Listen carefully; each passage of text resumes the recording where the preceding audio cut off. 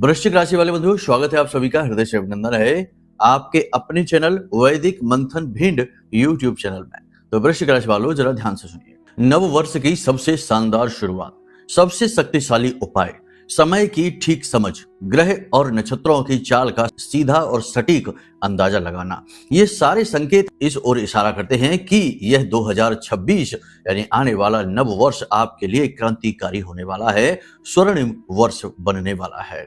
आज के इस कार्यक्रम में आपको वो गुप्त सूत्र मिलेंगे जो आपके इस नव वर्ष को स्वर्णिम वर्ष में परिवर्तित करने का सामर्थ्य रखते हैं। आपको इस कार्यक्रम को अंत तक देखना है बंधुओं। इस कार्यक्रम में हम न केवल आपके ग्रह नक्षत्रों के दोषों को दूर करने के तरीके बताएंगे, आपकी जन्म पत्री के कुछ जरूरी सूत्र बताएंगे, बल्कि देवी देवताओं की पूर्ण कृपा और आशीर्वाद किस प्रकार आप पूरे वर्ष अपने जीवन में शामिल रख सकते हैं, इस विशेष रहस्य को भी आपके लिए खोलेंगे। बंधुओं, इन सबसे कहीं महत्वपूर्ण यह होता है कि समय चाहे बुरा हो या अच्छा हो, जीवन में आत्मविश्वास यदि भरपूर रहता है तो मनोबल ऊंचा रहता है, और मनोबल ऊंचा रहता है तो इंसान बुरे से बुरे वक्त से भी लड़कर बाहर आ जाता है और अपने शुभ समय को खुद अपने पुरुषार्थ से आकर्षित करने का सामर्थ्य रखता है, यदि वह आत्मविश्वासी है। अगर आत्मविश्वास ही हिल जाता है तो इंसान सब कुछ होने के बावजूद भी हताश और निराश ही रहता है, दुखी ही रहता है। तभी तुलसीदास बाबा ने लिख दिया कि मन के हारे हार, मन के जीते जीत, और मन ही मिलावत राम से, मन ही करत फजीत। तो आज के इस कार्यक्रम में हम आपको मनोबल को ऊंचा रखने वाले कुछ जरूरी सूत्र भी बताएंगे। कार्यक्रम बेहद ही महत्वपूर्ण है, बेहद दिव्य है, और नव वर्ष के लिए किसी संजीवनी बूटी से कम नहीं है। हम जानते हैं कि बेशक नव वर्ष प्रारंभ हो जाएगा, समय और काल बदल जाएगा, ग्रह स्थितियां बदल जाएंगे, लेकिन इस समय आपके जीवन में जो संकट के बादल हैं, जो आपके जीवन में विपरीत परिस्थितियां हैं, उनका बदल पाना संभव नहीं है। कारण इसका यह है कि ये 2-4 दिन में आई हुई समस्या नहीं है और ना ही 2-4 दिन में जाने वाली समस्या है। 2 दिन बाद नव वर्ष अगर प्रारंभ भी हो गया तो इसमें कौन सा बड़ा तूफान आ जाएगा, कौन सी बड़ी अमृत वर्षा हो जाएगी कि जीवन तुरंत बदल जाएगा। सोकर जागे और सुबह सब कुछ गायब हो गया, सारी नेगेटिविटी गायब हो गई, सारे दुख तकलीफ गायब हो गए, और सुबह जागे तो राजाओं की तरह जीवन हो गया। ऐसा कुछ भी नहीं होने वाला है, होगा तो धीरे धीरे ही। लेकिन ये बात निश्चित है कि यदि आप हमारी बातों को गंभीरता से लेते हैं, जो हम आपको बताते हैं, समझाते हैं, इन बातों को समझते हैं, जीवन में भी उतारते हैं और लगातार कर्म में विश्वास रखते हैं, तो आप इस नव वर्ष में बहुत कुछ अचीव करने वाले हैं। इसके कारण हैं, बहुत ही सॉलिड कारण है। पहला कारण तो इसका यह है कि यह सूर्य प्रधान है, पहले भी आपको हम बता चुके हैं, आप जानते हैं। और सूर्य कौन है? राजा है। सूर्य पुरुषार्थ का देवता है। और सबसे बड़ी बात कि हिंदुओं के पंचदेवों में सूर्य देवता एक प्रमुख देवता माने जाते हैं। इन्हें सूर्य नारायण कहा जाता है, यानी नारायण श्री हरि विष्णु का ही स्वरूप माना जाता है। और सूर्य के प्रतिदिन साक्षात दर्शन आप और हम सभी करते हैं। ऐसे में यदि आपने सब कुछ अनुकूल रख लिया अपने जीवन में, अपनी त्रुटियों को दूर कर लिया और कुछ नकारात्मकताओं को दूर करने वाले प्रयोग करने प्रारंभ कर दिए, तो चमत्कार होते देर नहीं लगेगी। धीरे धीरे समय दर समय चीजें बदलती चली जाएंगी, पॉजिटिव होती चली जाएंगी। बेहद महत्वपूर्ण कार्यक्रम है बंधुओं।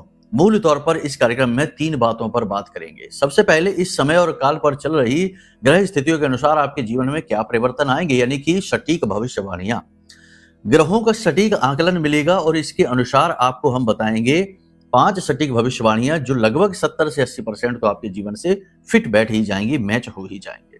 और जो मैच नहीं होंगी उसका भी हम कारण बताएंगे कि क्यों मैच नहीं हो रही है। इसी के साथ साथ हम आपको बताएंगे कुछ जरूरी ज्योतिषीय सूत्र। यदि आप अपनी कुंडली को खोलना जानते हैं, किसी ऐप में खोल लेते हैं या आपके पास बनी हुई रखी है अपनी पत्री, तो उसमें लग्न चार्ट को देखना बताएंगे और उसमें से कुछ सूत्र बताएंगे जो सूर्य और शुक्र पर आधारित होंगे। क्योंकि इस वर्ष में सूर्य और शुक्र की स्थितियां ये निर्धारित करेंगी कि आप कितनी ऊंचाई तक जाएंगे, कितना मजबूत वर्चस्व बनाएंगे, कितनी सफलता हासिल करेंगे। इसी के साथ साथ हम आपको बताएंगे 3 महा उपाय जो आपको नव वर्ष प्रारंभ होते ही कर लेने हैं, जिसमें एक उपाय तो इतना शक्तिशाली है कि जो आपके जीवन में भयंकर से भयंकर नेगेटिव एनर्जी को भी हटा देगा। चाहे किसी ने तंत्र मंत्र करवा रखा हो, बंधन करवा रखा हो, चाहे नजर टोना टोटका हो, चाहे किसी भी प्रकार की नेगेटिविटी हो, कुंडली से ही जनित कोई दोष क्यों ना हो, उसकी भी शक्ति को काटने का सामर्थ्य रखता है। यह महाशक्तिशाली उपाय, इसे जरूर जान लेना। ठीक है, तो कहने का मतलब यह है कि कार्यक्रम समय के अनुकूल है, बहुत ही महत्वपूर्ण है और आपको देखना अत्यंत अनिवार्य है, क्योंकि आपके लिए ही तो निर्मित किया गया है। यदि आप ही नहीं देखेंगे तो फिर कैसे बात बनेगी? हमारी मेहनत तो व्यर्थ जाएगी ही, आपके जीवन में भी कोई परिवर्तन आने वाला नहीं है। जो भी बातें इस कार्यक्रम में हम आपको बोलने जा रहे हैं वे माई के धाम से प्रसारित हो रही हैं और इन बातों की प्रामाणिकता और सत्यता की पूरी जिम्मेदारी हम लेते हैं। महामाई आपके साथ हैं, आप इस कार्यक्रम को पूरे भाव के साथ देखिए। कोई भी गलत कमेंट, गलत विचार, गलत नकारात्मक विचार, कुतर्क, वितर्क मन में अगर आते हैं तो इसी वक्त कार्यक्रम छोड़कर चले जाएं, क्योंकि अभी आपको जागृत होने में और समझदार बनने में, यानी आध्यात्मिक मैच्योरिटी आने में समय लगेगा। 10-5 जन्म और गुजरेंगे, उसके बाद आपको ये चीजें समझ आनी शुरू होंगी। तब तक और संघर्ष करिए और ठोकरें खाइए। कुल मिलाकर यहाँ पर केवल भक्तों की आवश्यकता है, भावपूर्ण लोगों की आवश्यकता है और जो सचमुच में जीवन में कुछ करना चाहते हैं, कर्मशील व्यक्ति हैं, मेहनती व्यक्ति हैं, जीवन को बदलना चाहते हैं, ऐसे लोगों की आवश्यकता है। यानी कि ठोस चरित्र के लोगों की आवश्यकता है हमारे कार्यक्रम में। हम उन्हीं का आह्वान करते हैं, उन्हीं से हम प्रेम करते हैं और वही हैं जिनके लिए हम ये कार्यक्रम बनाते हैं, क्योंकि उन्हें बदलाव की आवश्यकता है, मार्गदर्शन की आवश्यकता है, गुरु की आवश्यकता है, महामाई के प्रेम, लाड़ और दुलार की आवश्यकता है। उम्मीद है आप हमारी बातों को समझ रहे हैं। शब्दों में यदि कुछ कठोरता है तो उसके लिए हम आपसे पहले ही क्षमा प्रार्थी हैं, लेकिन ये शब्द कठोर भी आवश्यक हैं, वरना होता यह है कि लोग ना तो बात समझते हैं, ना भाव समझते हैं, ना चीजों को समझते हैं, बस अपनी दुर्बुद्धि दिखाते हैं और अनाप शनाप कुछ भी लिखने लगते हैं और खुद अपना नुकसान कराते हैं, क्योंकि गुरु की अवहेलना और गुरु के साथ किया गया अनाचार और दुर्व्यवहार आपकी खुद की कुंडली में कई दोषों को उत्पन्न कर देगा, आपका खुद का समय और काल नष्ट भ्रष्ट कर देगा।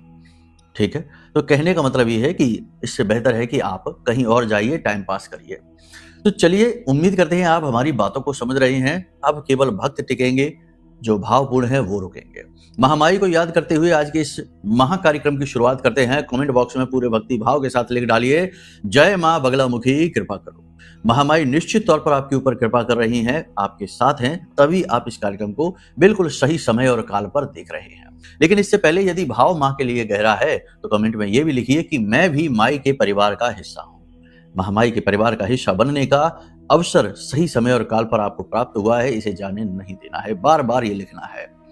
तो चलिए बंधुओं, अब अपने मूल विषय को शुरू करते हैं। बात करते हैं 5 सटीक भविष्यवाणियों की। जय माई की। बंधुओं, ज्योतिष और तंत्र विद्या के क्षेत्र में आचार्य अमित एक जाना माना नाम है।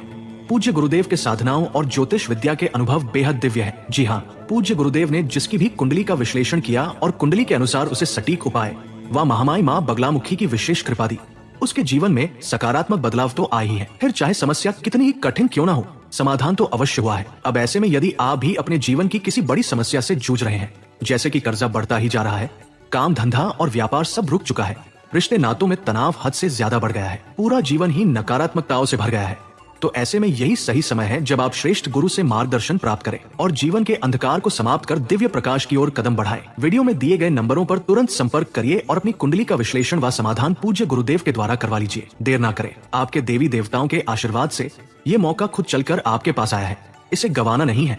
अभी फोन करें और गुरुदेव से मार्गदर्शन प्राप्त करें। महामाई आपका कल्याण करें। धन्यवाद। सबसे पहले कि आप अपना मूल्यांकन करना प्रारंभ करेंगे। इस समय और काल पर आप आत्म मंथन की प्रक्रिया कर रहे हैं, आगे भी इसे सुचारू रखेंगे, क्योंकि अब आप अपने जीवन में ठोस बदलाव लेकर आना चाहते हैं।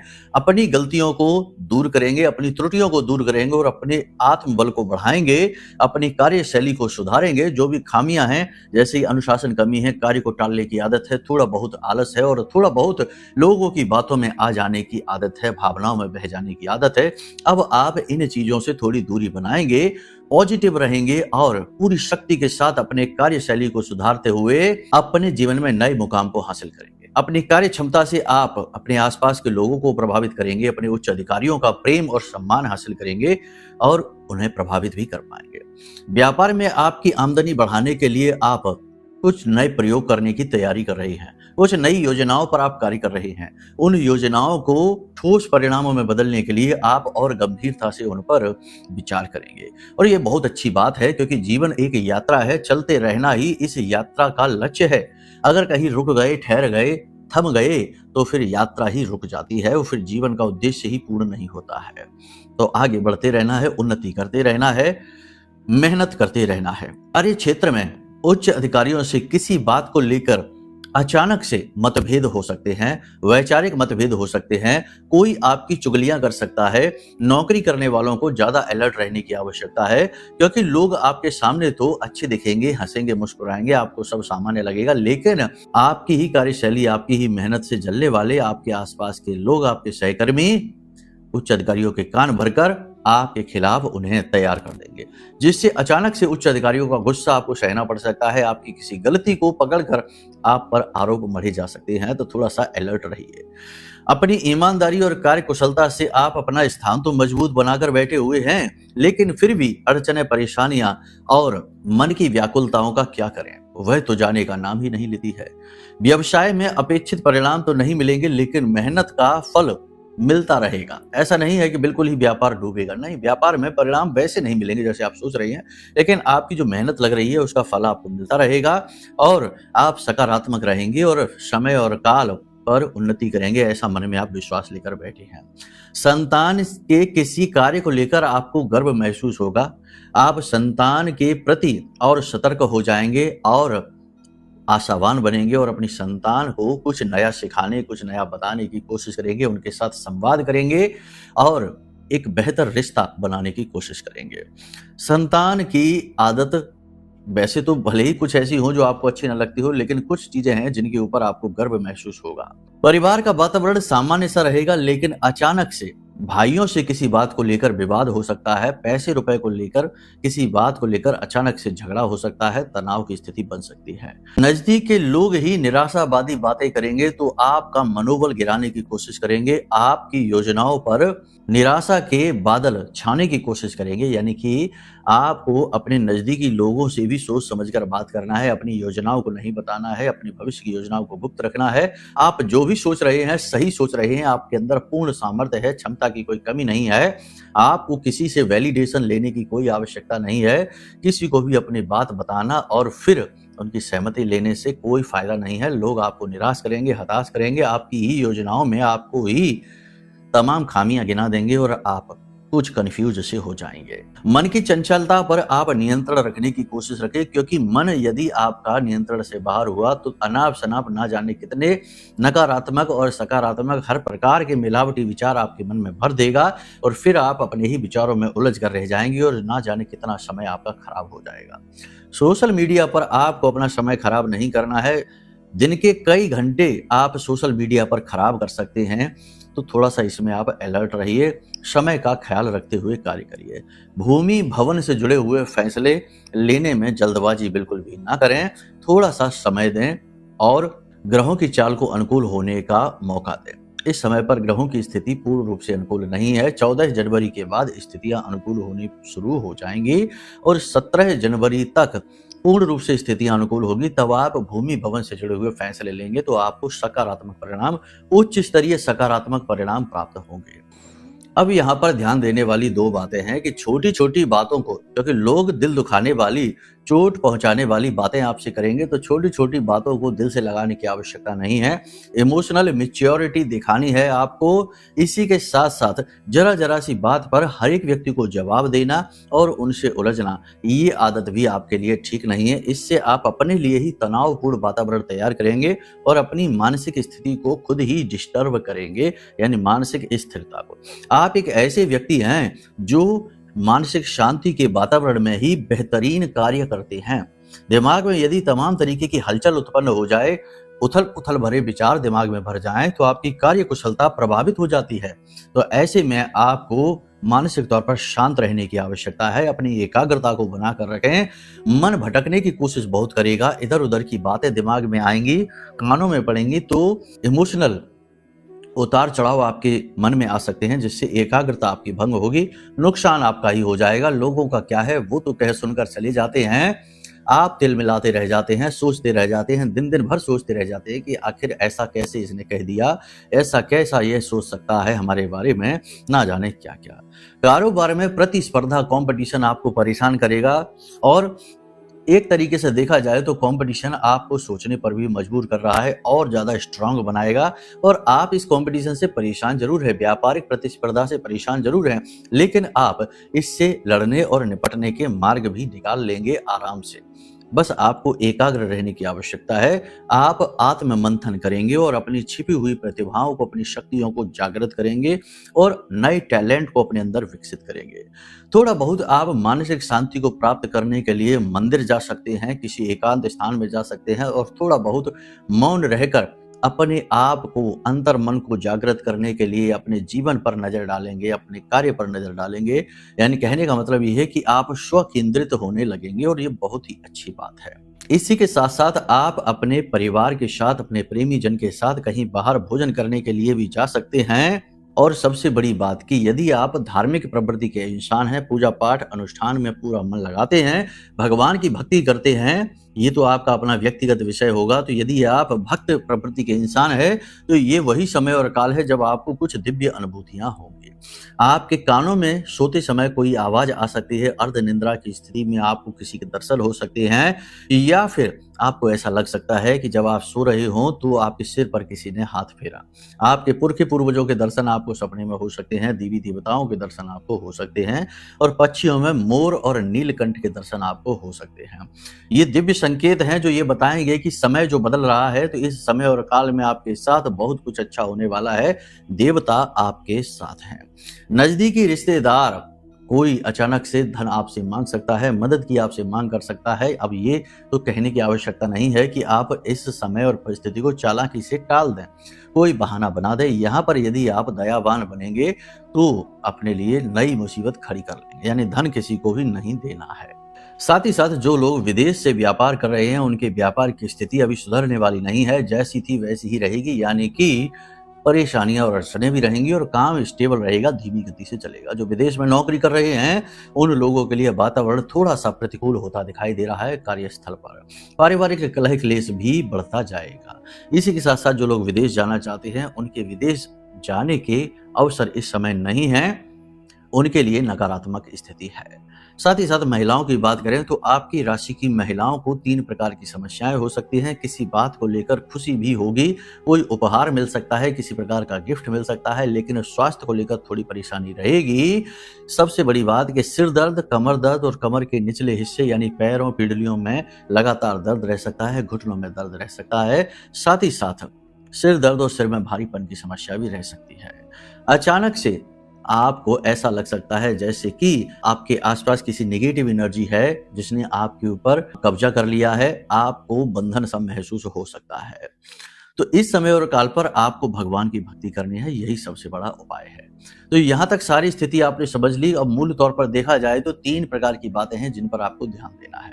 पहली चीज तो ये कि दुनियादारी पर अपने चित्त को ना बहकाएं। जो आपके सामने है, जो जरूरी है, केवल उसी बात को सोचें और उसी पर अपना समय और ध्यान दें।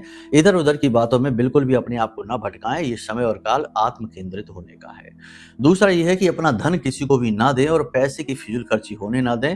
भावनात्मक तौर पर भी अपने इमोशन को कंट्रोल में रखें। धन के मामले में भावनाओं में बहकर धन किसी को भी ना दें। और तीसरा ये कि अपने स्वास्थ्य का विशेष ख्याल रखिए। मौसम से जुड़े रोग आपको परेशान कर सकते हैं। साथ ही साथ कफ और वात से जुड़े रोग परेशान करेंगे और पेट में अचानक से दर्द या तकलीफ भी हो सकती है। तो इन बातों का आपने ख्याल रखा। अब बात करते हैं कुंडली की। तो यदि आपके पास आपकी कुंडली है तो बहुत ही अच्छी बात है, नहीं है तो कोई बात नहीं, वीडियो में नंबर है, इन नंबरों पर फोन करिए, हम आपकी कुंडली का आकलन कर देते हैं। समय और काल परिवर्तित हो रहा है।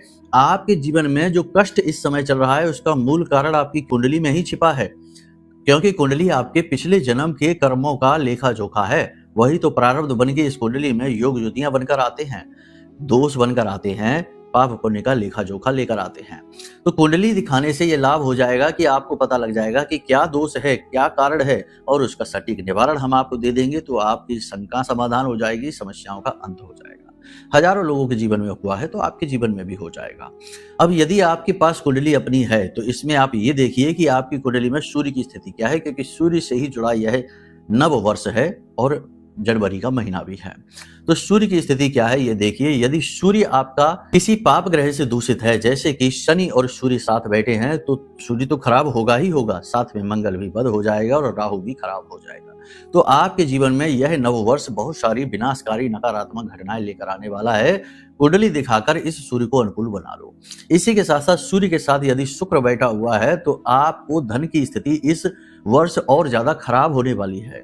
इसी के साथ साथ सूर्य यदि लगन में बैठा हुआ है और किसी पाप ग्रह से दृष्ट नहीं है तो आप बहुत तरक्की करने वाले हैं, राजाओं जैसा जीवन आपका होने वाला है।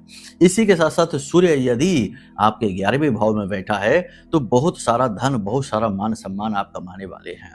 बहुत सारी स्थितियां होती हैं सूर्य को लेकर, लेकिन यदि 6, 8, 12 में सूर्य बैठ जाता है, 10 भाव में बैठ जाता है जो शनि का घर है, तो यहाँ पर सूर्य की स्थिति नेगेटिव हो जाती है। आपको बहुत संघर्ष करना पड़ेगा और पैसे के साथ साथ मान सम्मान भी जाएगा।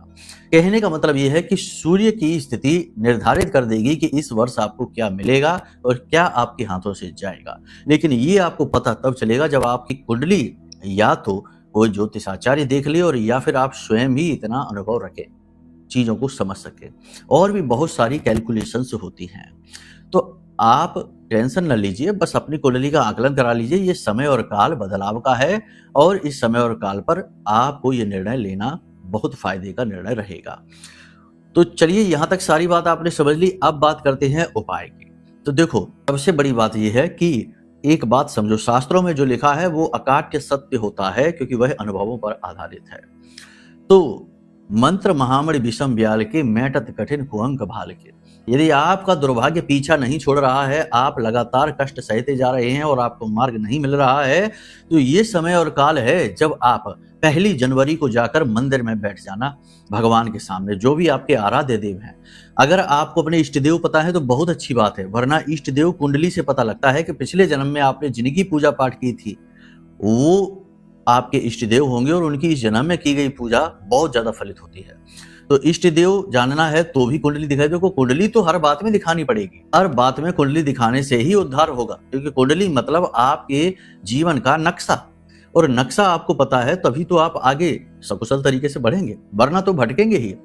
तो इष्ट देव यदि आप जानते हैं तो बहुत अच्छी बात है, नहीं तो जिसमें देवी देवता के जिस रूप में आपकी आस्था है उन देवता के मंदिर जाइए। मान लेते हैं हनुमान जी के मंदिर जाते हैं, तो 1 तारीख को हनुमान जी के मंदिर चले जाना और हनुमान जी के सामने बैठकर जल हाथ में लेकर, हाथ में थोड़ा सा जल ले लिया, चावल ले लिए और पुष्प ले लिया, लाल रंग का कोई भी पुष्प ले लिया, और अपनी इच्छा मनोकामना को ध्यान में करते हुए कि जो भी आपके जीवन में कष्ट है, जैसे कर्जा चल रहा है या फिर नौकरी नहीं मिल रही है या वैवाहिक जीवन में कष्ट है, कुछ भी, हनुमान जी आपके जीवन के हर कष्ट को काटने का सामर्थ्य रखते हैं। मनसा पूर्ण कहा जाता है। जिन्होंने राम जी के कष्ट काटे वो आपके क्यों नहीं काट सकते। तो आपको बस उनके सामने बैठकर संकल्प लेना है कि हे प्रभु, हे भगवान, हम आपकी शरण में हैं और हम आपका 11 दिन का महा अनुष्ठान करने जा रहे हैं। अब ये अनुष्ठान क्या है, ध्यान से समझिए।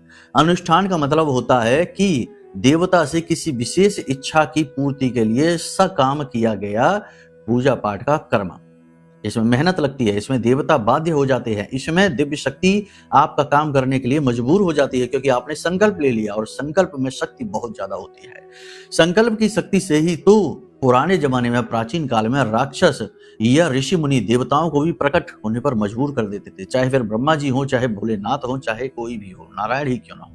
5 वर्ष के बालक ध्रुव ने भगवान नारायण श्री हरि विष्णु को अपने सामने प्रकट होने पर मजबूर कर दिया संकल्प की शक्ति से। तो आपको संकल्प लेना है और संकल्प लेकर 11 हनुमान चालीसा प्रतिदिन और अंत में बजरंग बाण का पाठ। स्त्री हैं तो 11 हनुमान चालीसा प्रतिदिन और अंत में हनुमान अष्टक का पाठ, क्योंकि स्त्रियों को, महिलाओं को बजरंग बाण निषेध है। इसी प्रकार यदि भोले बाबा में आपकी आस्था है तो प्रतिदिन 11 माला या 21 माला ओम नमः शिवाय पंचाक्षरी मंत्र का जाप और अंत में शिव चालीसा का पाठ। ठीक है, इस प्रकार से आप संकल्प ले लीजिए और फिर एक निश्चित समय और काल पर मंदिर जाइए प्रतिदिन लगातार। संकल्प लेने के बाद फिर देवता तो बाध्य हो जाएंगे आपकी इच्छा पूरी करने के लिए, लेकिन आप उस संकल्प को तोड़ नहीं सकते, वरना आपकी हालत खराब हो जाएगी, क्योंकि ये एक एग्रीमेंट जैसा होता है ना, समझौता है। तो संकल्प तोड़ना नहीं है, तो कम से कम 11 दिन का संकल्प ले लेना या फिर 21 दिन का ले लेना, और आप देखिए कि ये जो 11 दिन है, ये जो 21 दिन है, आपके जीवन में आप स्वयं महसूस करेंगे देवता की शक्ति को। बस कुछ जरूरी काम है, जैसे कि जो नैतिकता के नियम होते हैं उनका पूरा पालन करना, जैसे जुआ, शराब, सट्टेबाजी, मांसाहार, उल्टे सीधे कुकर्म नहीं करने हैं, तंबाकू तक नहीं खाना है, धूम्रपान तक नहीं करना है। ठीक है। दूसरा कि जमीन पर शयन करना है, जमीन पर सोना है 11 दिनों तक, पूर्ण ब्रह्मचर्य का पालन करना है, जितना हो सके उतना सत्यता के नियमों का पालन करना है, यानी सत्य बोलना है। और साधारण भोजन खाना है। व्रत नहीं रहना, साधारण भोजन खाना है, कम मसाले वाला, कम तीखा, लहसुन प्याज का त्याग कर दीजिए।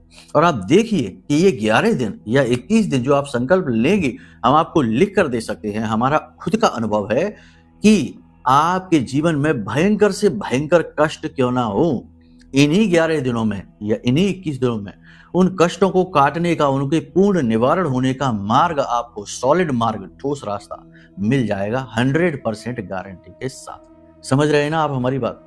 ऐसे नहीं होगा कि कहीं जाकर दिया जला दो, कहीं जाकर ये कर दो, वो कर दो, यहाँ टीका लगा दो, वहां टीका लगा दो, यहाँ दिया जला दो। ये सब ढोंग से कुछ नहीं होगा। ठोस प्रयास करने होंगे, मेहनत करनी होगी, संकल्प लेना होगा, तब देवता बाध्य होते हैं। कोई मजाक नहीं है कि आपने जाकर यहाँ दिया जला दिया, वहां आरती गाली, यहाँ चालीसा कर लिया और हो गया काम, अब देवता आपका काम करते घूम रहे हैं। ऐसा नहीं होता। आपके लिए नौकरी लेकर आ रहे हैं, आपका कर्जा चुका रहे हैं, ऐसा नहीं होता है। ये मेहनत का मार्ग है, साधना मार्ग, तपो मार्ग है। यहाँ मेहनत लगती है, शरीर टूट जाता है। घंटों घंटों बैठकर जब माला करो तो पता चलता है कि घुटने तो है ही नहीं जैसे, कमर तो है ही नहीं जैसे, इतना शून्य हो जाती है बॉडी कि महसूस होना ही बंद हो जाती है। तो ये तपो मार्ग है। आपको भी तपना ही पड़ेगा। अगर सूर्य की तरह चमकना है तो सूर्य की तरह जलना भी पड़ेगा। ये कड़वा सत्य है, कठोर सत्य है। बाकी इधर उधर की अनर्गल बातें करते रहिए, इधर उधर के उपाय क्रियाएं करते रहिए। इन छोटे मोटे और उल्टे सीधे उपायों से कुछ होने वाला नहीं है। होगा तो तभी जब आप स्वयं संकल्प लेंगे और इस पूरी कमान को अपने हाथ में ले लेंगे। ठीक है? इसीलिए तुलसी बाबा ने यह भी कहा है कि कर्म प्रधान विश्व करे राखा, जो जस करे सो तस फल चाखा। आप जो करेंगे आप वैसा ही फल चखेंगे। इधर उधर दिए जलाते हुए और इसको उसको खुश करते हुए घूमेंगे तो बस जीवन इसी में चला जाएगा, कुछ मिलेगा नहीं, हाथ आएगा नहीं। तो ये सारी चीजें हमने आपको स्पष्ट तौर पर बता दी हैं। अब एक छोटा सा उपाय और कर लेना। देखो, ये उपाय एनर्जी को पॉजिटिव करेंगे, आपके आत्मबल को बढ़ाएंगे, धन की एनर्जी को अट्रैक्ट करेंगे। तो आप एक चांदी की मछली लेकर आइए, कहीं से भी आपको मिल जाए, बड़ी छोटी, कितनी भी छोटी हो, बस देखने में आपको दिख जाया करे इतनी छोटी। महंगी होगी ये बात सही है, तो थोड़ा सा सस्ती ले आओ, छोटी ले आओ आकार में। तो चांदी की मछली लेकर आइए और इस मछली को अपने घर के ईशान कोण में रख लीजिए, लाल रंग के कपड़े में या कागज में लपेट कर। ठीक है? कांच की डिब्बी के अंदर इस मछली को आप रख लीजिए।